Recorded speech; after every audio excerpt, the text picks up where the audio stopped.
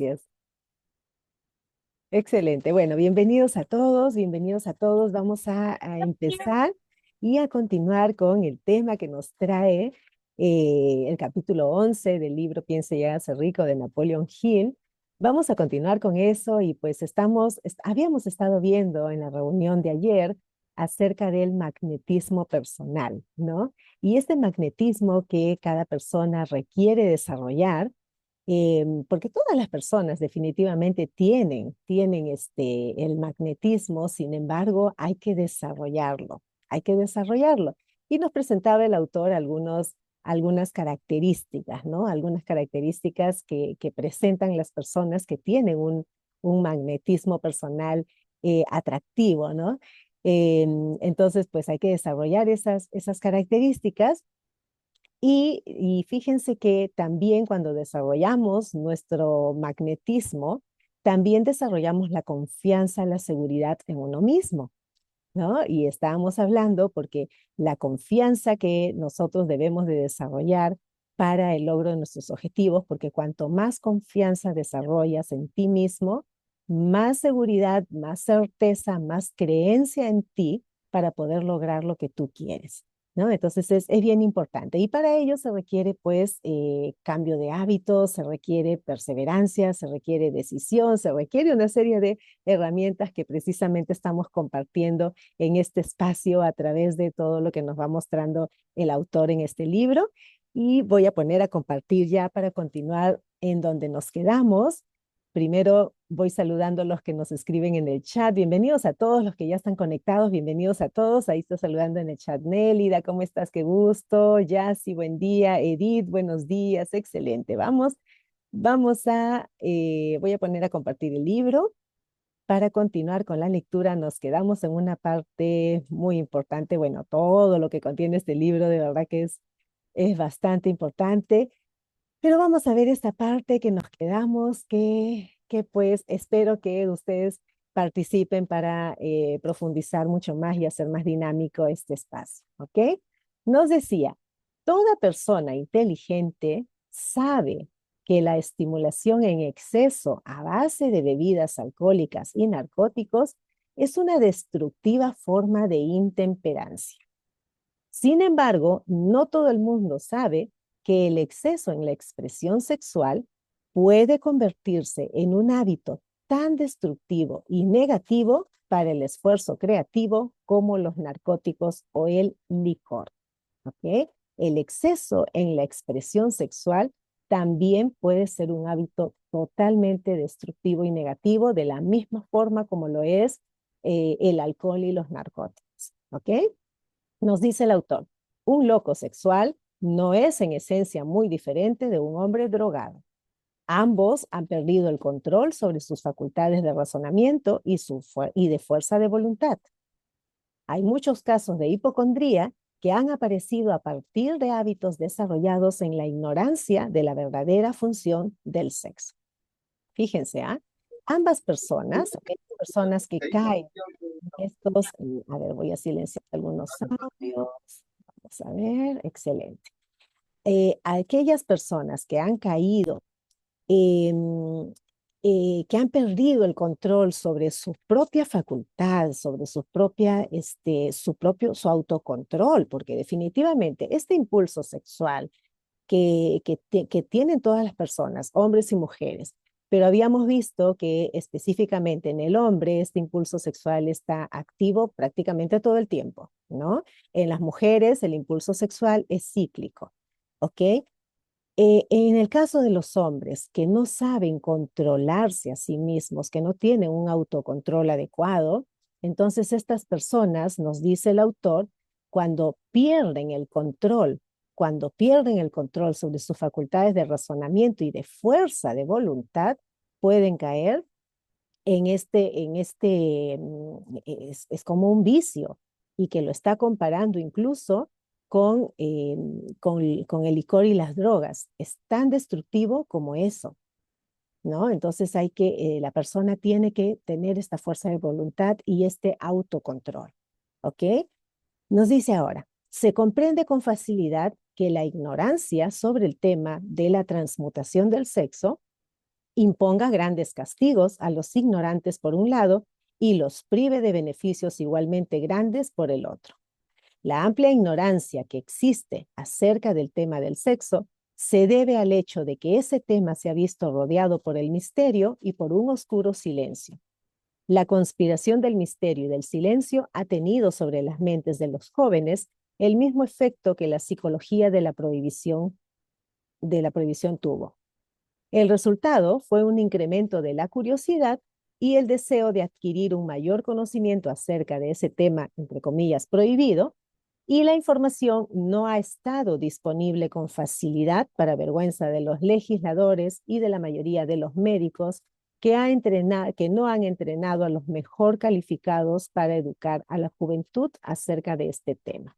Fíjense, la información acerca de la sexualidad, que es algo que forma parte de nuestra naturaleza, esa información que debería estar al alcance de todos para que todas las personas puedan conocer acerca de su propia sexualidad de una forma correcta, ¿no?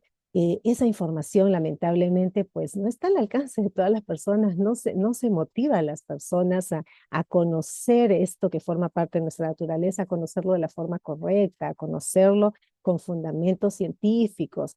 No se le inspira a las personas a conocerse a sí mismos, no se les enseña. Entonces, esta ignorancia, como nos dice aquí el autor, la información no ha estado disponible con facilidad para vergüenza de los legisladores y la mayoría de los médicos que no han entrenado a los mejor cualificados para educar a la juventud acerca de este tema. Realmente no se educa a las personas en este tema, en realidad no se les educa. Cuando se habla de educación sexual en las escuelas, al menos lo que yo he podido ver, que se habla de educación sexual en las escuelas, pues se habla básicamente de lo que refiere al funcionamiento de los órganos sexuales. Nada más. Eso es lo único que yo he visto que se habla en las escuelas. No sé si actualmente se esté viendo un tema ya diferente, no lo sé, ya no tengo niños en colegio, así que no, no sé si actualmente se esté. Cuéntenme ustedes, por favor, si ustedes si tienen niños en las escuelas, si se ha cambiado en ese aspecto, pero hasta donde yo tengo conocimiento, lo único que se habla sobre sexualidad en las escuelas es acerca del funcionamiento del órgano, ¿no? De los órganos sexuales, cómo funciona y punto, ¿no? No se habla más allá. Entonces, este tema, que como nos dice el autor, entre comillas, prohibido, ¿no? Obviamente lo prohibido despierta mucha curiosidad, pero esa curiosidad tampoco es bien llevada, porque las personas no buscan la información correcta, las personas buscan la información de forma inadecuada y socialmente, pues, la información acerca del sexo, la sexualidad, pues, la encuentras en las amistades que tampoco saben nada, ¿no? O en películas o en revistas que no te dan una información correcta, sino que al contrario, la información que transmiten, pues, denigra a las personas, ¿no? Entonces, pues bueno, aquí les doy el pase a ustedes a ver qué opinan sobre este tema que nos está diciendo el autor, ¿no? En primer lugar, compara este descontrol del uso del propio impulso sexual, lo compara con el uso de las drogas y el alcohol, y luego habla el autor sobre esta falta de información para el conocimiento correcto de este tema, ¿no? A ver si quieren ustedes participar. Adelante, quien quiera abrir su micro. Marilu, ¿cuál sería el parámetro? Bueno, yo sé que hay varios, pero ¿cuál de ellos sería el básico para enseñarle a las personas el buen uso del sexo? Sobre todo a los niños, ¿no? Ujú. Gracias. Sí, en los niños es paso a paso. Definitivamente a los niños se les va respondiendo de acuerdo a cómo ellos van preguntando. Los niños son curiosos y preguntan, pero hay que responderle lo que ellos preguntan. Recuerdo mucho, eh, nos contó una coach, una amiga coach mexicana, ella contaba su padre médico, su hermana médico, eh, y bueno, la hermana creo que era la que tenía el niño pequeño, ¿no? Creo que tenía el niño 5 o 6 años, no sé cuántos años, ya no me acuerdo cuántos años tenía. Y y el niño preguntó, ¿no? ¿Cómo llegan, cómo nacen los niños o cómo se hacen los niños? ¿Cómo se hacen los niños, no? Ah, no, perdón, me estoy equivocando. ¿Cómo nacen los niños? ¿Cómo nacen los niños? A ver, sí, ¿cómo nacen los niños? Era la pregunta. ¿Ya? El niño preguntaba cómo nacen los niños. Y entonces, pues la mamá, médico, empieza a explicarle, ¿no? Empieza a explicarle, pero fíjense que el niño pregunta cómo nacen los niños, pero ella no indaga en qué cosa quería preguntar en realidad. Ella empieza a explicarle cómo nacen, la parte pues fisiológica, ¿no? Del cuerpo humano, en fin, empieza a darle detalles anatómicos, en fin, ¿no? Empieza a darle detalles anatómicos. Y el niño no entendía y le seguía preguntando y seguía sin entender y se le veía, según lo que comenta, se le veía en el rostro del niño que no entendía, ¿no? No entendía lo que le estaba diciendo. Y claro, ella como médico le estaba hablando de cosas pues que el niño no entendía de repente hasta términos que no entendía el niño. ¿No? Llega el papá y encuentra esa escena, ¿no? Y la ve a ella explicándole y diciéndole cosas y dice, qué? A ver, cuéntenme, ¿no? Y le vuelven a decir, le dicen al papá, el papá obviamente mayor, más sabio, ¿no? Y le dice, ¿cuál fue la pregunta? ¿Cómo nacen los niños? Ok, entonces el papá sí indaga y le pregunta al niño, ¿qué quieres saber? ¿Cómo quieres saber? ¿Qué quieres saber? Y el niño le pregunta, quiero saber cómo nacen los niños, ¿con pelo o sin pelo? Él solo quería saber si los niños nacen con pelo o sin pelo. ¿Se dan cuenta? Entonces, fíjense que a los niños hay que irles respondiendo de acuerdo a lo que ellos van preguntando, pero hay que profundizar en las preguntas que ellos hacen, porque son niños, están curioseando, tienen curiosidad, quieren saber algunas cosas, pero ellos no quieren saber lo que nosotros pensamos que ellos quieren saber. Los adultos pensamos que ellos quieren saber otras cosas y ellos todavía no quieren saber nada de eso. Entonces, en los niños es progresivo de acuerdo a cómo ellos van preguntando, ¿ok? Ahora, ya en la edad de los jóvenes, en la pubertad, en la adolescencia, bueno, básicamente en la pubertad, ¿no? En la pubertad ya debería de haber una información dirigida, ¿no? Una información sobre la sexualidad de forma correcta. Hay muchos libros, yo recuerdo, yo, por ejemplo, a mí mi abuelo, yo siempre bendigo y agradezco a mi abuelo porque me dirigió de forma correcta. Yo leí libros de Johnsons y Johnsons, los esposos Johnson y Johnsons, no me acuerdo cómo se llamaba ahora el libro, no lo recuerdo. Eh, el cuerpo es como una máquina, algo así, la maquinaria del cuerpo, algo así se llamaba el libro. Pero ellos eran expertos en sexualidad. O sea, es que hay que aprender de información científica, de información médica, pero como les digo, no solo se requiere aprender cómo funciona el aparato reproductor masculino, cómo funciona el aparato reproductor femenino, no, es que hay que aprender también de las fases de la excitación sexual, en fin, o sea, todo eso hay que aprenderlo, porque si no lo aprendes, no entiendes, no te entiendes a ti mismo y no vas a entender a tu pareja tampoco. Entonces hay que aprenderlo de la forma correcta. A eso me refiero, ¿no? Hay que tener un adecuado conocimiento. ¿Cuántos de ustedes habían escuchado de los esposos Johnson y Johnson? ¿Algunos de ustedes los habían escuchado? Marilu, Sí.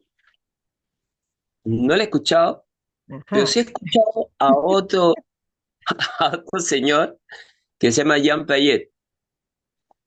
Y Jean Piaget hizo la teoría de desarrollo cognitivo, o sea, teoría de desarrollo humano, que parte de 0 a 1 año, de 1 a 7, de 7 a 12, 12.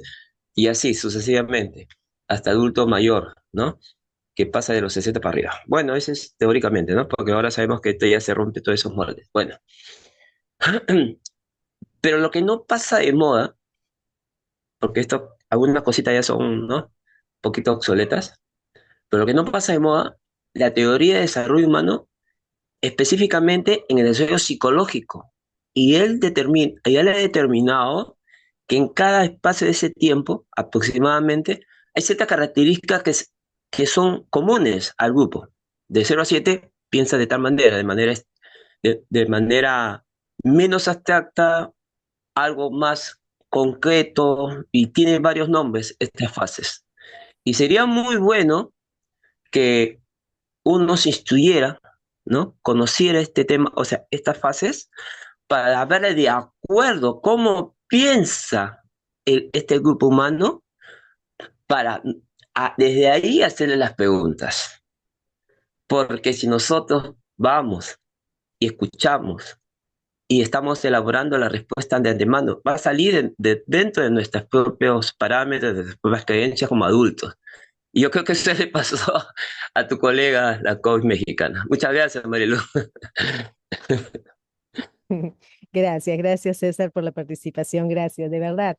Hay mucho, fíjense que yo les estoy hablando de mi propia experiencia de hace muchos años, ¿no? Sin embargo, cada vez hay más información a la que podemos acceder si la buscamos correctamente, ¿no? Sobre sexualidad, sobre sexología. Hay muchos expertos en sexología que han hecho escritos, libros, en fin, ¿no? Pero por eso hay que buscar la información correcta, información sobre sexualidad, información sobre sexología, información correcta, ¿no? Bueno, ¿para qué te vas a preguntarle a los amigos que no saben nada, que te van a llevar por un camino que no es el correcto? Adelante, Isabel, adelante. Marilu, buenos días con todos. Antes de seguir avanzando, quisiera aclarar algo con respecto a los niños que me acabas de mencionar. Mire, a mí me pasó algo con mi hijo cuando estaba en inicial. Ujú. Siempre me confrontaba y de verdad, en la ignorancia, uno, por ejemplo, mamá, ¿de dónde vienen los niños? ¿No? ¿Cómo se hicieron los niños? Y yo le decía, la cigüeña los trajo. Y no olvido, y hasta ahora lo tengo presente, porque fueron dos confrontaciones que tuve con él, el hijo mío, que de ahí para adelante ya entendí que tenía que instruirme antes de hablar con él, porque era primero que la cigüeña le trajo, yo le dije, y él me dijo, no, mami, no es así. Y me sentó a la mesa y me explicó que cuando dos personas se enamoran, tienen su noviazgo, me lo explicó tanto que me avergonzó mi hijo aquella vez. Y la segunda vez fue cuando empezó a llover y los truenos son fuertes en Huancayo. Y me dice, mami, ¿por qué los truenos suenan así? Y yo le digo, es que Dios está enojado con los hijos que no obedecen a sus padres.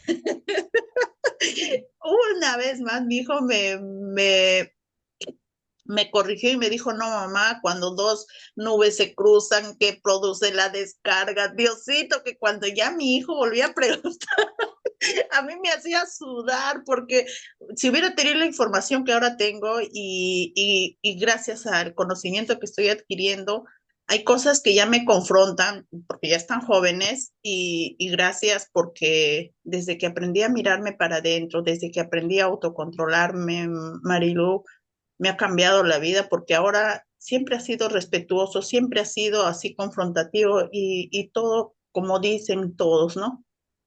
Era yo el problema. Era yo la que no entendía el mundo, era yo la que no se entendía y ahora que ya me entiendo, ahora que ya soy capaz de considerarme, amarme, me da la posibilidad de considerar y amar a mi entorno, ¿no? Y para mí hoy un reto o una confrontación con mi entorno me permite, Marilu, mirar con mucho respeto y amor y decir, voy a buscar primero información y después veo cómo ayudo, cómo soluciono, ¿no? Y eso me alegra y cuando hablas de un niño, nunca olvido eso, Marilu. Ellos saben más de lo que nosotros imaginamos, pero cuando no estamos preparados como padres, no lo hacemos bien. Gracias, Marilu. Gracias, gracias a ti, gracias Isabel. Sí, imagínense qué qué enseñanza que nos dan nuestros hijos, ¿no? Qué enseñanza. Y precisamente ellos son nuestros maestros y ellos nos van, porque ahí pues te enseñó que tenías que buscar primero la información tú para poder responderle. Y fíjate cómo cómo se confirma que todo lo tenemos que tener primero nosotros, ¿no? No, Maravilloso. en esa etapa él me dijo, mami, es que no sabes nada, mami. Mejor vamos a ir a estudiar juntos, mamita, para aprender juntos, ¿ya? Yo me imagino a su profesora también la ponía entre la espada y la pared porque a mí me hacía sudar y yo le cedía el puesto a su papá. Ya tú responde, decía, pero prepárate, porque él ya sabe, es lo único que yo aprendí. En esas 2 veces yo aprendí que si algo me preguntaba él, era porque ya sabía, así es que tenía que tener mucho cuidado en responderle, Marilyn. Ujú. Excelente, excelente, excelente. Gracias, gracias. ¿Alguien más me pareció abrió su micro? Adelante, quien quiera participar. A ver, ok, ahí voy leyendo las respuestas en el chat. Nos dice ya si no, Silvia no, acerca de la pregunta que hice, si habían escuchado de estos esposos, ¿no? Sí, pues es que de verdad, muy pocas personas se han informado correctamente, ¿no? Entonces ahí, tarea para todos, ¿ah? Tarea para todos buscar información correcta para aprender a conocerse. Bueno, vamos a continuar un poco más con la lectura. Vamos a ver. Nos dice ahora, los años fructíferos después de los 40. Un individuo raras veces inicia un esfuerzo altamente creativo en un campo determinado antes de la edad de los 40 años. El hombre medio alcanza el periodo de su mayor capacidad para crear entre los 40 y los 60 años. Estas afirmaciones se basan en análisis de miles de hombres y mujeres que han sido observados con todo cuidado. Deberían ser estimulantes para todos aquellos que no han logrado llegar a donde querían antes de los 40 años, así como para quienes se sienten asustados a medida que se aproximan los 40 y ya se sienten viejos. Imagínense, viejos a los 40. Por regla general, los hombres que median entre los 40 y los 50 suelen ser los más fructíferos. El hombre debería aproximarse a esa edad no con temeroso temblor, sino con esperanza y con expectativa avidez. Si usted desea pruebas de que la mayoría de los hombres no empiezan a realizar su mejor trabajo hasta la edad de 40 años, estudie los datos de los hombres de mayor éxito y descubrirá esas pruebas. Henry Ford no empezó a lograr grandes cosas hasta que pasó de los 40. Andrew Carnegie ya había cumplido 40 años cuando empezó a cosechar la recompensa de todos sus esfuerzos. James Hill aún seguía manejando un telégrafo cuando tenía 40 años y sus estupendos logros los alcanzó después de esa edad. Las biografías de muchos industriales y financieros estadounidenses demuestran que el periodo que media entre los 40 años y los 60 es la edad más productiva del hombre. Entre los 30 y los 40, el hombre empieza a aprender, si es que aprende alguna vez, el arte de la transmutación del sexo. Este descubrimiento suele ser accidental y el que lo descubre suele ser totalmente ajeno a su descubrimiento. Es posible que observe que su poder de logros ha aumentado hacia la edad de 35 años o 40, pero en la mayor parte de los casos no está familiarizado con la causa que ha producido ese cambio. Esa naturaleza empieza a armonizar las emociones del amor y el sexo en el individuo entre los 30 y los 40 años, de tal modo que la persona puede usar grandes fuerzas y aplicarlas unidas como estímulos para la acción. Imagínense, aquí nos está profundizando un poco más de esta parte de la lectura que vimos hace unas páginas atrás, que nos hablaba de que la mayoría de los hombres no alcanzan el éxito hasta después de los 40 años, ¿no? Y nos decía el autor que eso se debía a que antes de los 40, pues, los hombres están más enfocados en este impulso sexual tan activo y que desperdician su energía, ¿no? Entonces, ya cuando pasan los 40, nos decía el autor, pues como que el hombre empieza ya a enfocarse, dadas las responsabilidades que tiene, empieza ya a enfocarse en obtener mayores logros. Y aquí nos pone en esta parte de la lectura ejemplos, ¿no? De estos hombres exitosos que lograron el éxito sobre los 40 años, ¿no? Sobre los 40 años. No sé si actualmente todavía se mantenga esa edad, no lo sé. Yo creo que va cambiando todo, no lo sé si ahora sea ya un poco antes que las personas, hay muchas personas, muchos hombres y mujeres bastante jóvenes logrando éxitos extraordinarios, ¿no? Eh, Creo que puede haber habido un cambio ya en ello. No he visto estudios actualizados sobre esto, pero creo que puede haber habido ya un cambio, ¿no? Recuerden que este libro se escribió hace más de 100 años, ¿ok?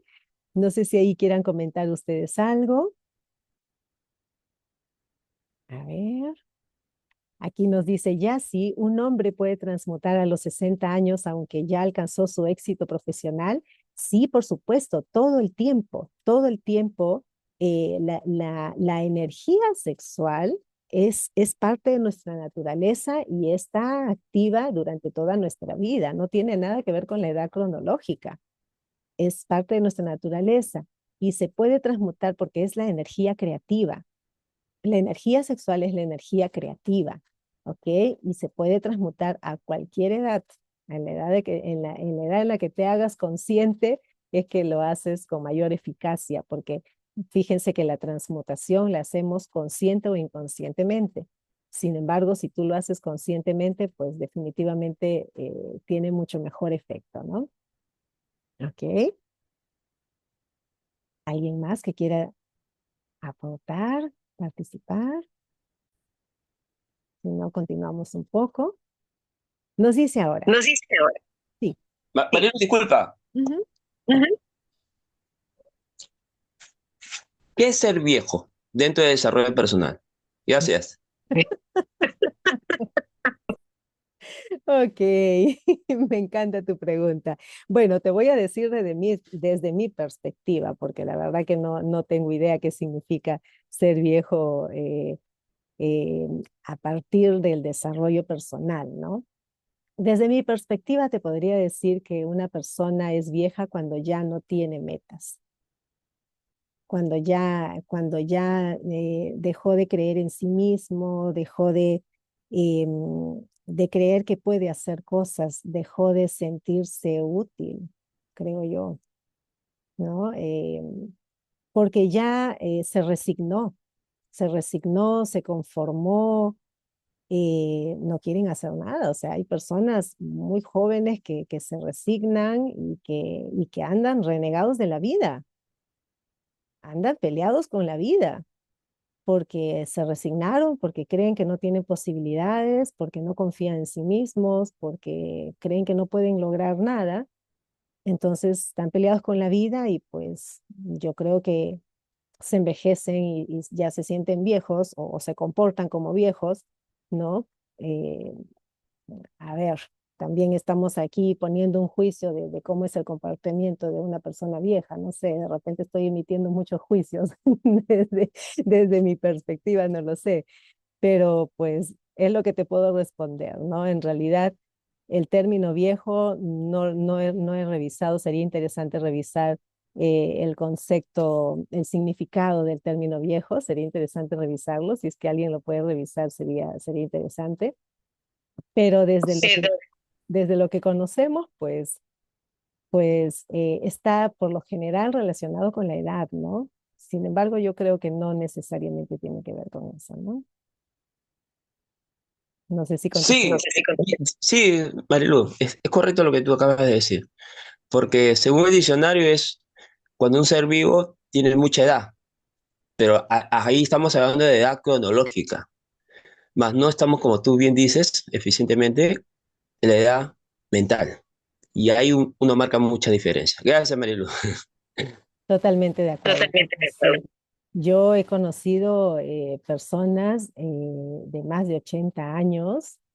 Wow, de verdad, impresionante, impresionante las ganas de vivir, impresionantes escucharlos con metas, con proyectos, y que voy a hacer esto y estamos trabajando en tal cosa.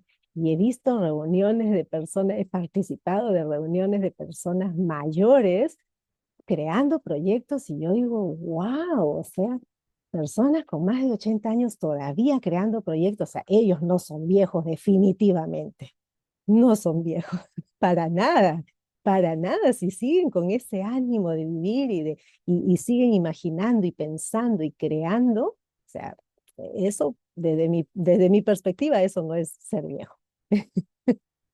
Ok, bueno, vamos a continuar un poquito más. Tenemos unos minutos todavía. Ahora, nos dice, llame al centro energético de sus emociones. El sexo por sí solo es un poderoso estímulo para la acción, pero sus fuerzas son como las de un ciclón y a menudo resultan incontrolables. Cuando la emoción del amor empieza a mezclarse con la emoción del sexo, el resultado es la calma de propósito, la adopción de la postura, la exactitud del juicio y el equilibrio. ¿Qué persona que haya alcanzado la edad de 40 años es tan desafortunada como para no poder analizar estas afirmaciones y corroborarlas con su propia experiencia? Cuando se ve impulsado por su deseo de agradar a una mujer basándose únicamente en la emoción del sexo, un hombre puede ser capaz, y por lo general lo es, de alcanzar un gran logro, pero es muy posible que sus acciones sean desorganizadas, estén distorsionadas y resulten destructivas. Cuando se ve impulsado por su deseo de agradar a una mujer basándose únicamente en la emoción del sexo, un hombre es capaz de robar, engañar e incluso asesinar. Pero cuando la emoción del amor se mezcla con la del sexo, ese mismo hombre guiará sus acciones con mayor cordura, equilibrio y razonamiento. Fíjense esta diferencia tan notoria que nos pone aquí el autor. El hombre impulsado por la emoción del sexo puede ser capaz de muchas cosas.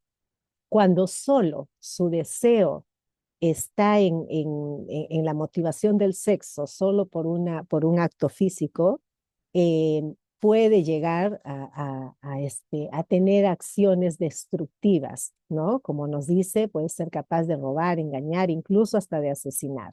Sin embargo, cuando esa emoción del sexo está mezclada con el amor, ese mismo hombre nos dice, guiará sus acciones con mayor cordura, equilibrio y razonamiento. El amor, el romanticismo y el sexo son emociones capaces de impulsar a los hombres a alcanzar alturas de superlogros. El amor es la emoción que sirve como una válvula de seguridad que asegura equilibrio, porte y esfuerzo constructivo. Cuando estas tres emociones se combinan, son capaces por sí solas de elevarlo a uno a la altura de un genio. Fíjense, esta parte es sumamente importante, porque la emoción del sexo, como decimos, está presente. Sin embargo, cuando esa emoción se une al amor y al romanticismo, pues eso eleva a las personas y realmente puede llegar a convertirlos a la altura de un genio, como nos dice aquí el autor. Usado correctamente, usado correctamente, ¿no? Em, este, estas tres emociones mezcladas, pues realmente llevan a las personas a grandes logros. Y como dice aquí el autor, le asegura equilibrio, asegura esfuerzo constructivo cuando estas emociones están combinadas, ¿no? Amor, romanticismo y sexo, las tres juntas, ¿ok? Voy a terminar de leer esta parte. Nos dice, las emociones son estados de la mente La naturaleza ha proporcionado al hombre una química de la mente que opera de una manera similar a los principios de la química de la materia. Es un hecho bien conocido que con la ayuda de la química de la materia, un químico puede crear un veneno mortal mezclando ciertos elementos, ninguno de los cuales es nocivo si se toma por sí solo en las proporciones correctas. Del mismo modo, las emociones se pueden combinar de tal forma que produzcan un veneno mortal. Cuando las emociones del sexo y los celos se mezclan, una persona puede convertirse en una bestia de mente. Fíjense, aquí nos está hablando de la química de la mente, porque definitivamente hay emociones que por sí solas de repente no son tan dañinas, pero cuando se unen, cuando se mezclan, pueden ser mortales. Aquí nos está hablando cuando las emociones del sexo y los celos se mezclan, una persona puede convertirse en una bestia demente. Y creo que todos hemos escuchado de casos de personas que, impulsados por estas emociones, sexo y celos, pues han asesinado a otras personas, ¿no? Realmente es terrible, es terrible, ¿ok? La presencia de una emoción destructiva o de varias en la mente humana a través de la química de la mente, constituye un veneno capaz de destruir el sentido de justicia y equidad de la persona. El camino al genio lo emprenden el desarrollo, el control y el uso del sexo, el amor y el romanticismo. ¿Ok? En resumen, el proceso se desarrolla como sigue. Vamos a leer aquí esta parte, ¿ya? De repente nos vamos a pasar unos minutitos, pero vamos a terminar esta parte. Estimula la presencia de estas emociones como los pensamientos dominantes en la mente de uno y desanima la presencia de todas las emociones destructivas. La mente es una criatura de hábito. Se esfuerza por alcanzar los pensamientos dominantes de los que se alimenta. Gracias a la facultad de la fuerza de voluntad, es posible desanimar la presencia de cualquier emoción y estimular la presencia de otra.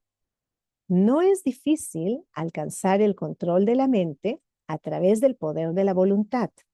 El control es la consecuencia de la persistencia y del hábito.